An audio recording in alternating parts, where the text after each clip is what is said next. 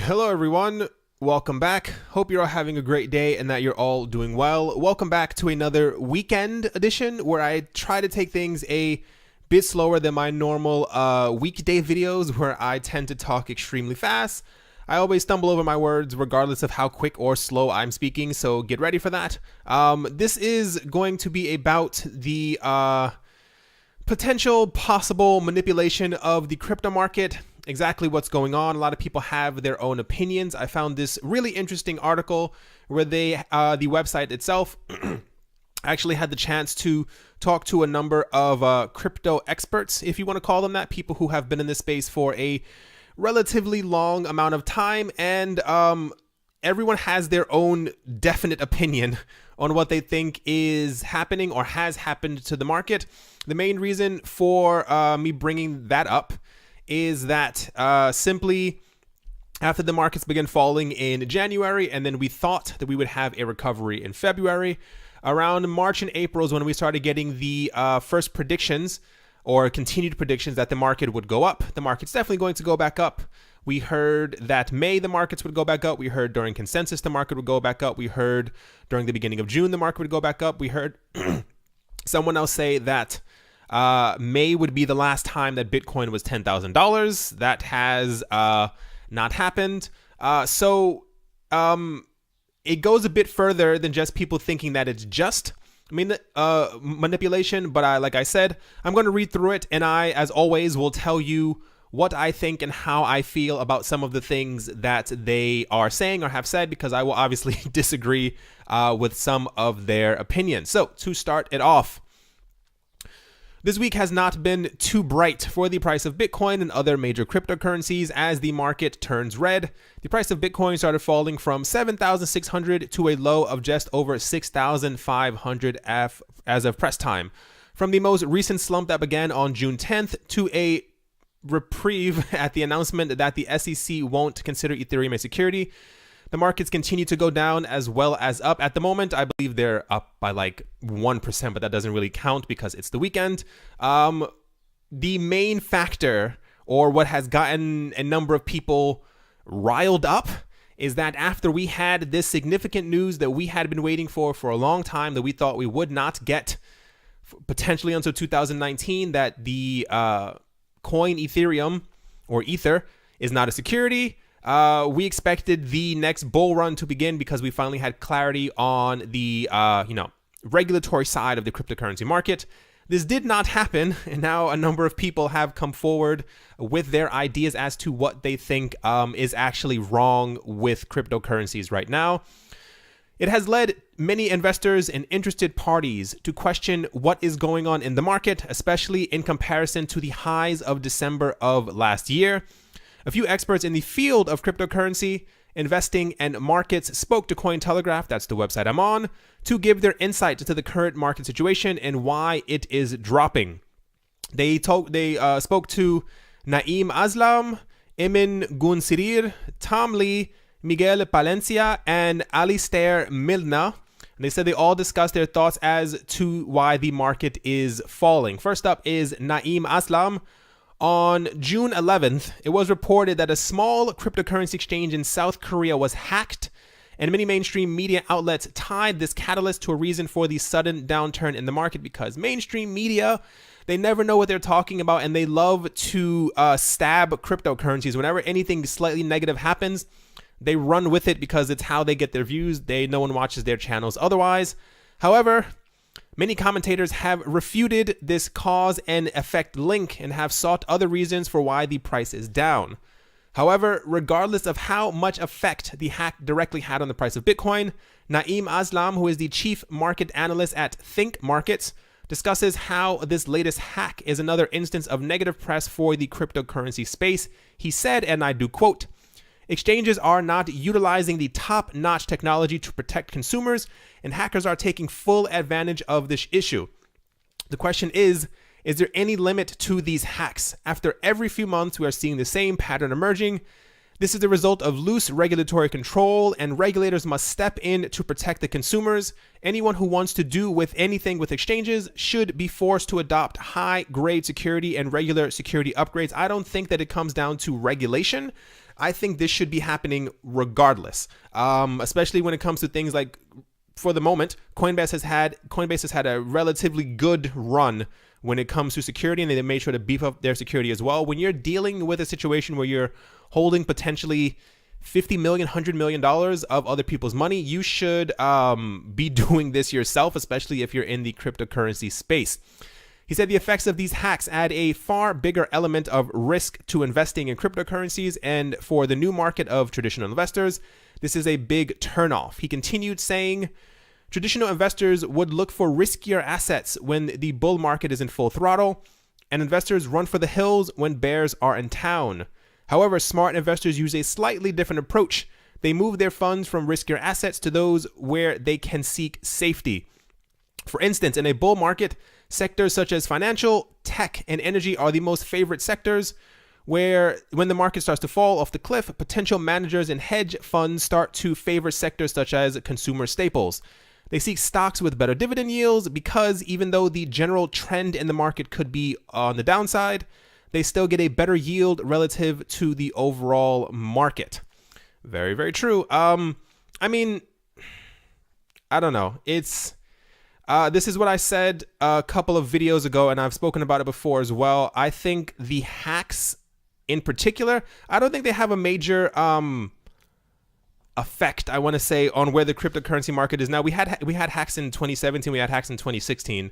I think a lot of people in the cryptocurrency space either say that they're FUD or completely don't pay attention to them at all. And I think it's the mainstream people who end up paying attention to it, and this could kind of leak into where we are. But when it comes to like the entire hacking situation, I don't think this is one of the main, it could be the main factor for why trillions haven't entered into the market, but it's also why I believe that a lot, like I said before, a lot of the names that we have in cryptocurrencies right now will not be here in 5 years because I think they're using the hacks to their benefit. The newer companies who are trying to get in, you may have noticed the last couple of months, the major players, Bloomberg, Forbes, NASDAQ, they're all trying to get into the crypto custody space and also into cryptocurrency exchanges. So when they have, a household name that is allowing you to keep your cryptocurrencies with them or to be able to trade your cryptocurrencies from them and or keep them in their care, I think this is when we will start to see more people get in because of the little hacks that are happening. Like I said, me personally, I don't think this is a major factor in why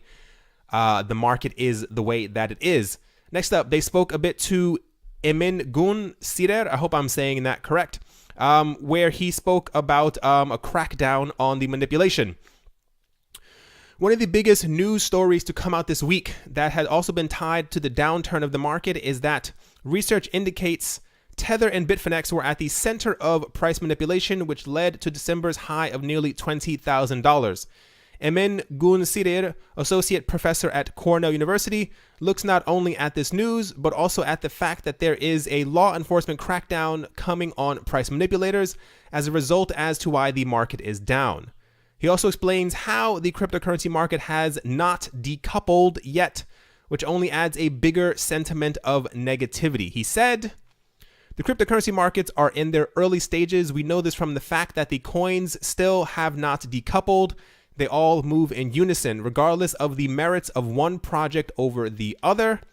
This indicates that systemic risk to the area dominates all other concerns, he told Cointelegraph. This is one of my main arguments. A lot of people don't agree with me, but it's clear that it's happening. My main thought process now has changed over the last year. If these coins in the market are as great and as amazing as we say that they are, their price should be dictated by how good they are and what they can do and how they're being integrated and what they're being used for. I know that Bitcoin is the market leader. There's no disputing that. It's just how life is at the moment. But I think this is a major problem because imagine trying to get into not even cryptocurrencies, but into stocks, and you put your money into, let's say, like a company that makes like diapers or something like that. And then one day your friend tells you, oh, watch out because, this stock that sells TVs, when they go down, your diaper stock will also go down. It doesn't make a lot of sense. And I've spoken to a couple of, not a huge amount of people who try to get into cryptocurrencies, and I tell them exactly how the market is, especially if they're risk averse. And when they find out that everything follows the price of one coin, they tend to shy away from the market because no one wants something else to dictate what you have. You don't want the housing prices in Tokyo to go down and then your housing prices in California also slam down with it. It's not a very good trade-off. So he said, the current downturn is motivated by one such perceived risk: the law enforcement action on exchanges and their efforts to put stop to price manipulation. This was a long time in the making and cannot happen soon enough. He said, I suspect that law enforcement action will be modest in scope and will bring much needed clarity and positivity to markets. While this investigation into price manipulation may be having a negative effect on Bitcoin's current price, it can only be viewed as positive. And for Gunsider, he said it cannot happen soon enough. He said, the fact is that these technologies are poised to transform the way we do business. They should not need market manipulation to sustain their value.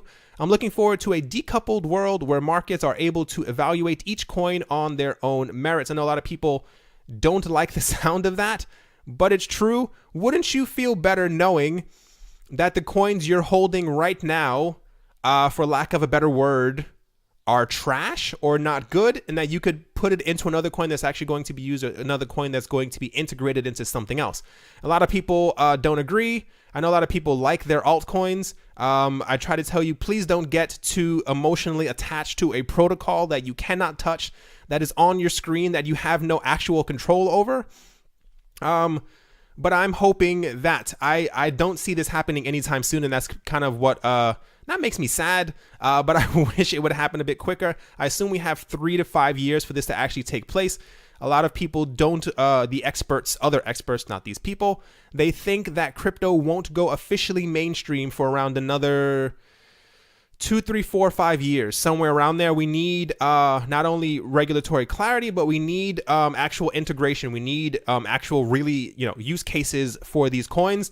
And I don't think, at least for some of the coins, I could see about 4 of them out of the top 100 actually moving on their own within the next 2 years. But I think for the rest of them, we need actual use cases. And until that happens, I don't think they are going anywhere. So Tom Lee, who we've spoken about many times, is Tom Lee and the other, I can't remember his name. It's some other man. I always forget the names. I don't know. And it's really weird because they're always in the videos as well. So you would assume that I would at least remember their first name.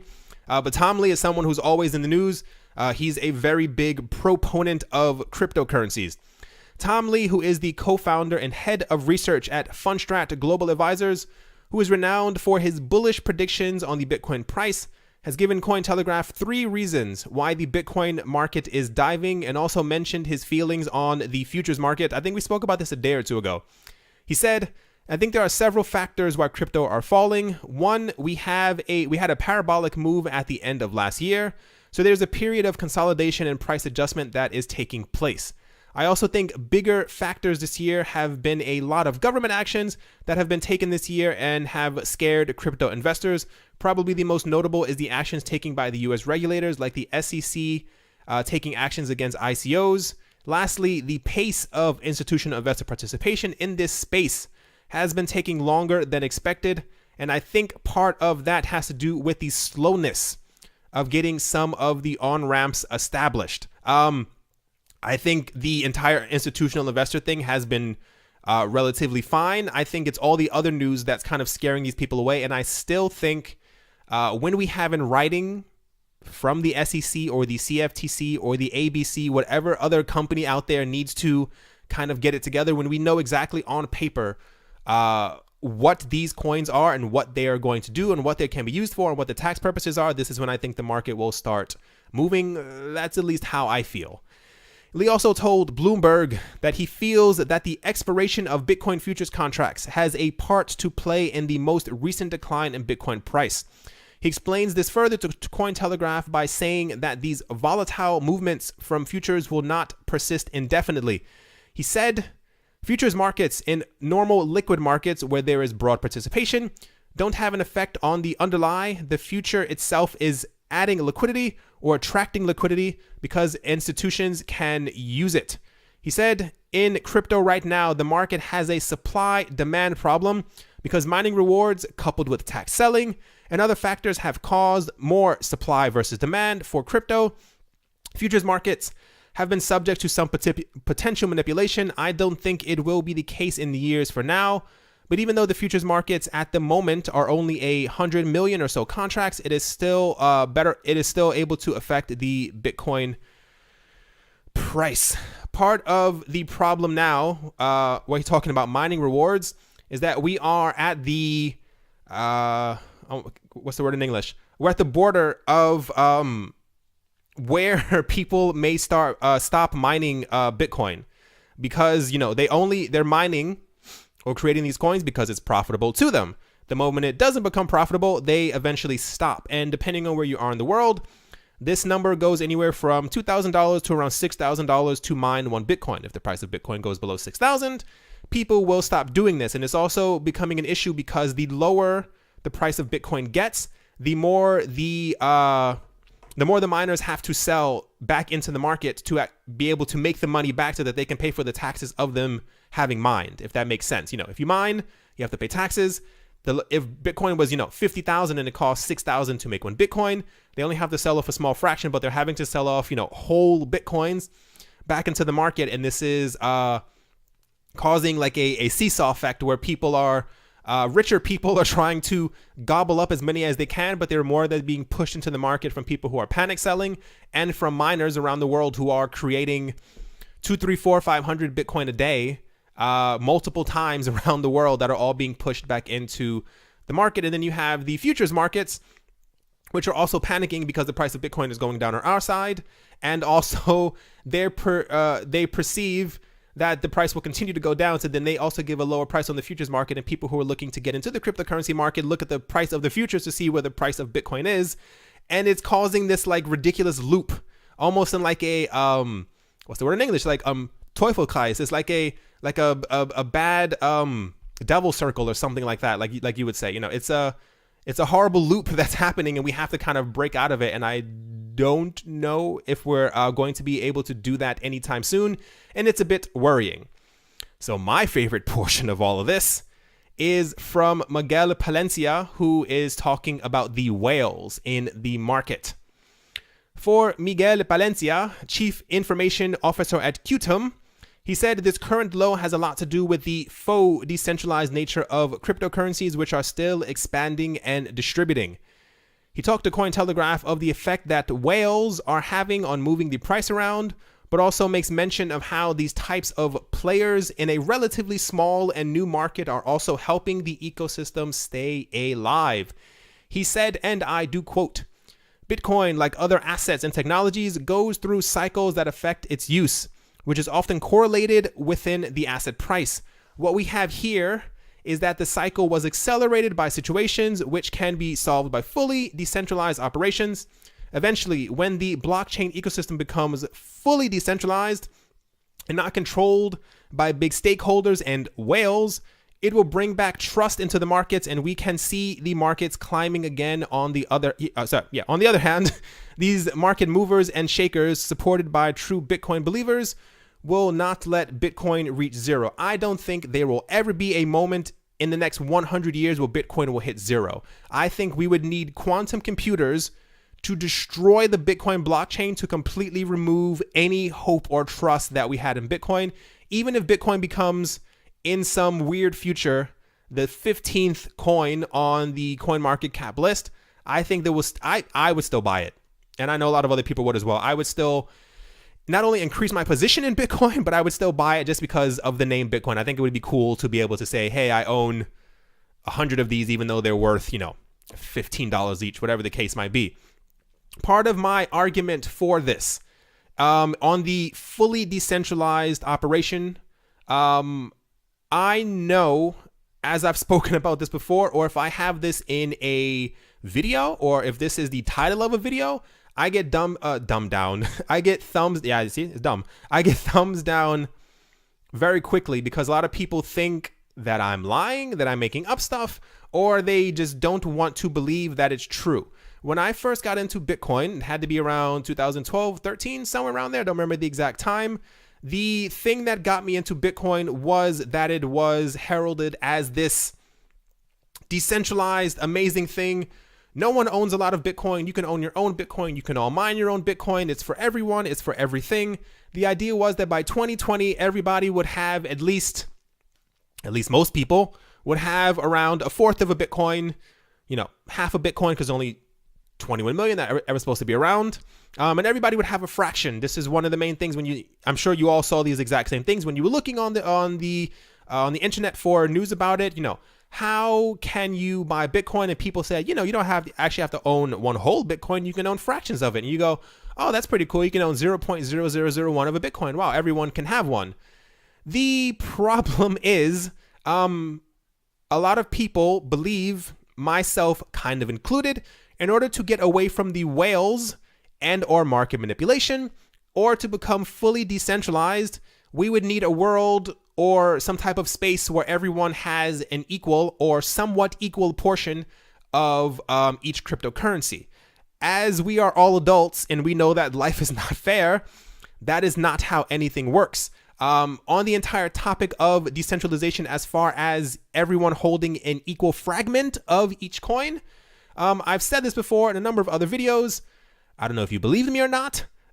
If you type in, even on Google, Bitcoin rich list, you can see it quite clearly. And I'll show you 1 second. I had it highlighted, but of course it clicked off because it's just my luck.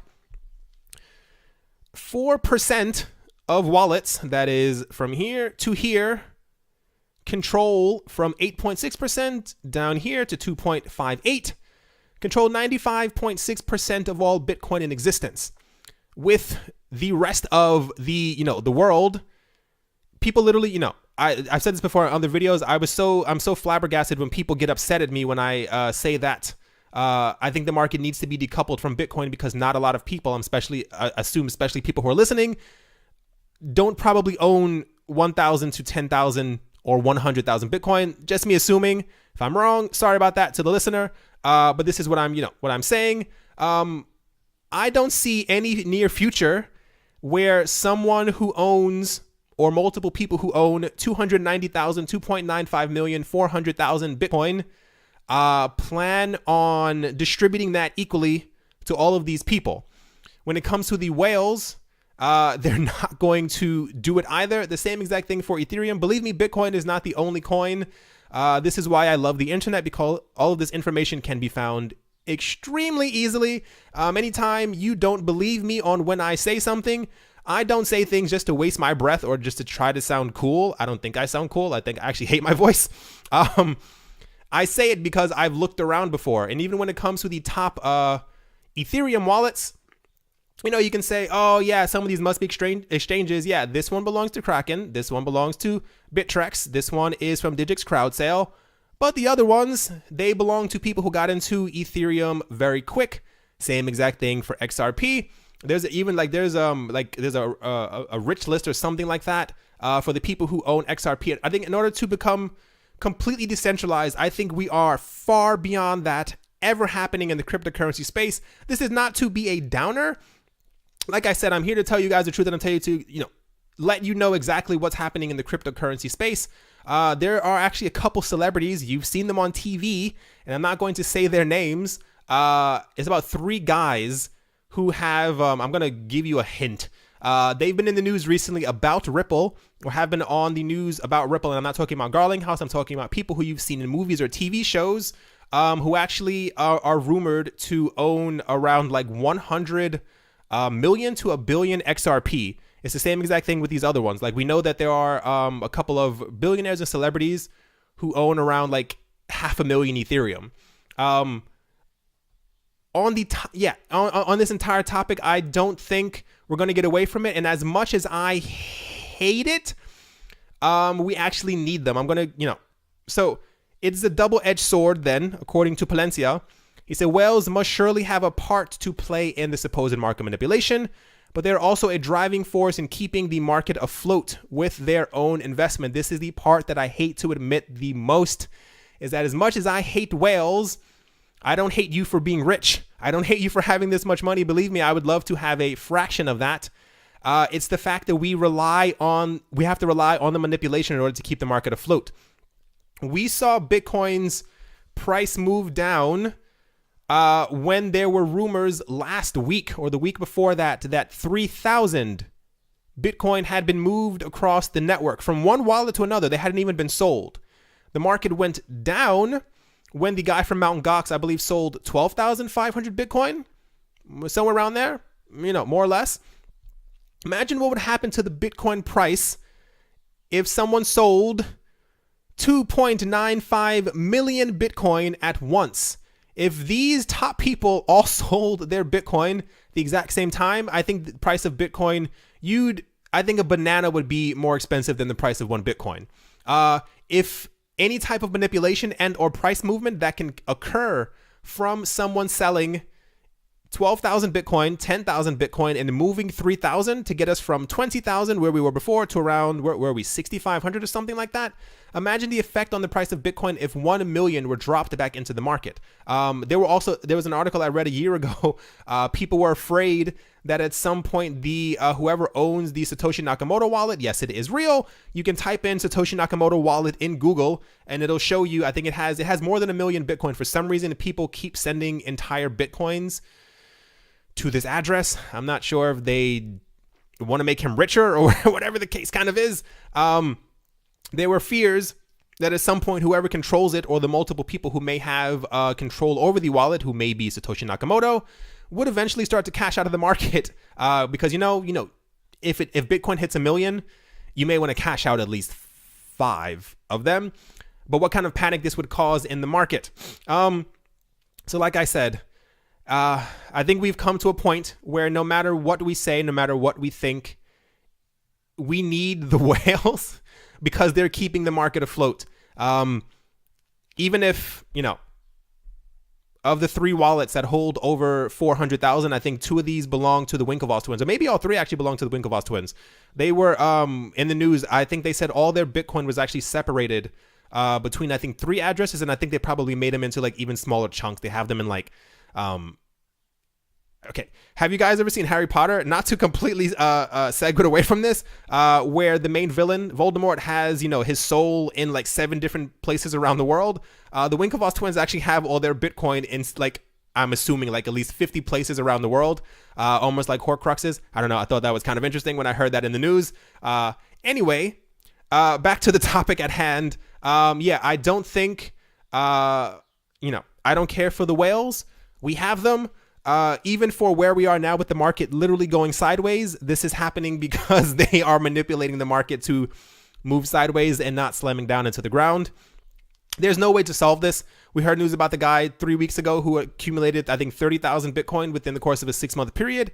I think what will eventually help in the long run is that as more rich people get into the game and get into the system, there are a lot of people who are creating these like mining platforms and mining this and, these major mining warehouses and stuff like that. They've all noted, like the really rich people, that they just plan on buying the hardware and mining Bitcoin for as long as they live. And they plan on keeping all this Bitcoin and just passing it on to their kids.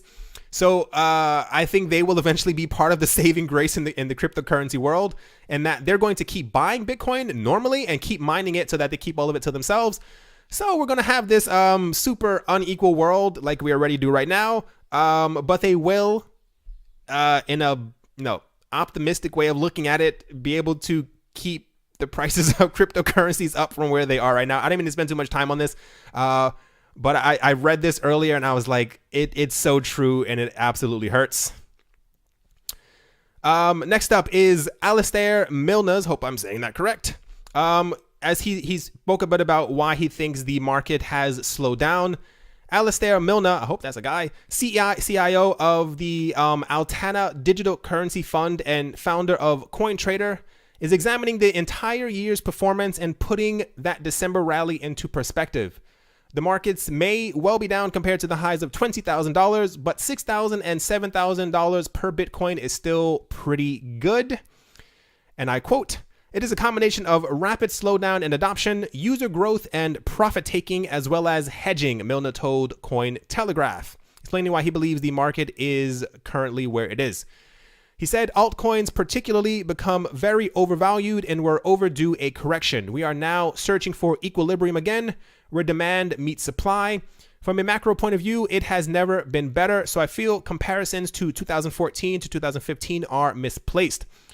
While many are hoping that Bitcoin has reached and the Bitcoin bottom has been reached and the downturn is ending, Milner still thinks it is coming, but that it will provide a much more stable base to rebuild upon.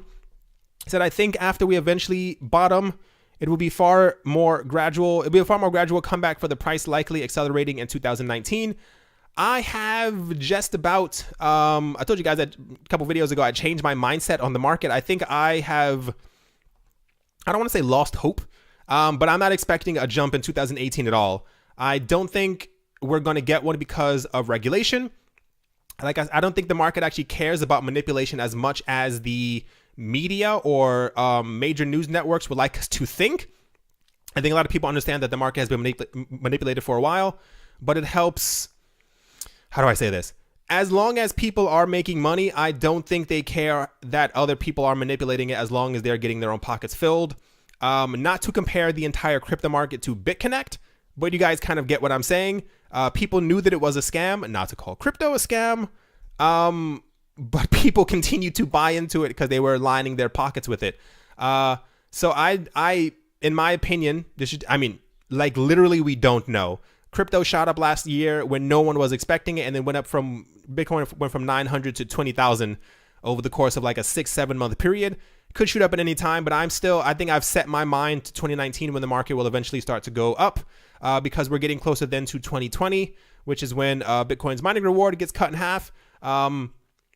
Just how I feel about it. A lot of people are still saying that Bitcoin will go down to 3,500 or even 3,000. I saw some saying like 2,200. I think this would be, they say, or the idea is that it would be healthy for the market because we would have a more accurate number as to the value of Bitcoin and to the value of other things.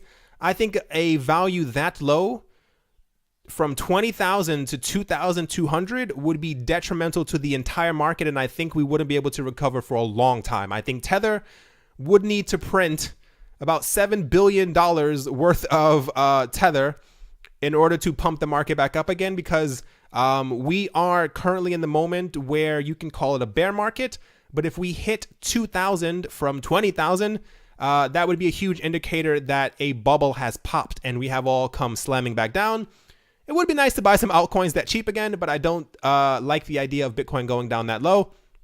But for whatever reason, relatively, we're sitting between 6,000 and 8,000 over the last 2 months. We keep like fluctuating back and forth, and this is kind of where I think we'll remain for a while. This is just, like I said, my opinion. This isn't what's going to happen. I'm just a simple man talking into a microphone, but this is just how I feel about the market. I think I've come to terms deep within myself as to what exactly is going to happen with the prices of all of these coins.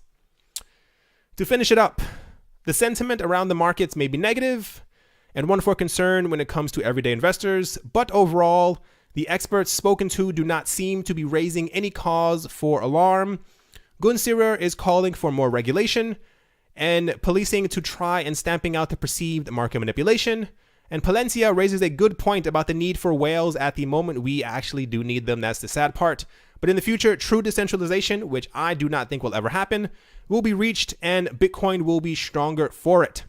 Milner is also looking ahead, not worried about a bottom still to be reached, as it would allow for Bitcoin to gradually come back stronger. Aslam also brings up an important aspect that needs to be sorted out, that of the hacks and poor security which are affecting market confidence. There's a lot that needs to be patched up in the cryptocurrency market, and when these things are sorted out, the price should follow in repairing itself to a more pleasant level. Thank you. I don't know this person. Thank you, Darren Pollock, for the article. I like things like this. I like when there's like when they get to speak to other people, because, we have our own ideas and stuff like that of why we think the market is where it is or where crypto is going. There's still a lot of people who definitely remain in the mindset that Bitcoin is going up to $65,000 this year. I think the lowest I've heard this year so far was 25,000. And a lot of like floating around 50 and 55, somewhere in between these numbers. whatever ends up happening, like I've said before, I'm in this for the long run. It's a bit disappointing, I'm sure, for all of you as well. We would like to have a bit of a stronger market, but I think it's a nice indication of where the market is heading, that we have not dropped back down to 2,000 or even 1,000 where we were in 2017. Because Bitcoin previously in the past has, when we have a huge jump, we kind of recede and then it jumps back higher again, but we never actually recede back to where the beginning was before. I think that, there's a lot of hope for the cryptocurrency markets. Who knows exactly what's going to propel it? We've heard so much from other experts and other people who said that crypto was going to shoot up on a certain day. That I think was the killing factor for a lot of the predictions, is that they said an exact day, and the market didn't end up moving at all. Let's see exactly where this takes us. I know, like I said, a lot of you are a bit frustrated with the market, but if you're in it for the long haul, then enjoy the ride. Thank you guys for watching. Thank you guys for listening, if that's how you take in the information. Thank you once again for all of the support. I hope you guys enjoyed. Hope you guys are having a great weekend or weekday, morning, afternoon, wherever you are, wherever you might be. Thank you for watching and or listening, and I will talk to you all soon. See you.